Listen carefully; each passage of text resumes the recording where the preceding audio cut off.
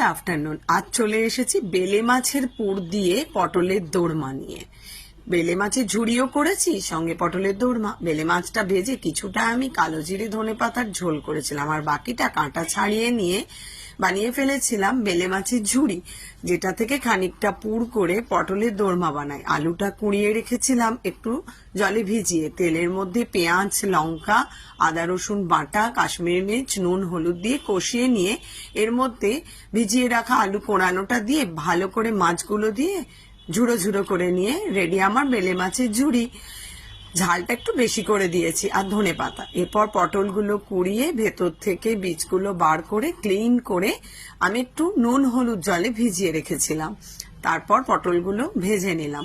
ভাজার পর এর মধ্যে এই যে বেলে মাছের ঝুড়িটা ভেতরে দিয়ে মুখটা বন্ধ করে তৈরি করলাম গ্রেভিটা পেঁয়াজ, আদা রসুন আর একটু কিশমিশ, আদা জিরা বাটা দিয়ে তৈরি করি। এর মধ্যে দিয়ে পটলগুলো দিয়ে একটু নাড়াচাড়া করে নামিয়ে ফেললাম। রেডি আমার আজকে বেলে মাছের ঝুড়ি দিয়ে পটলের দোরমা।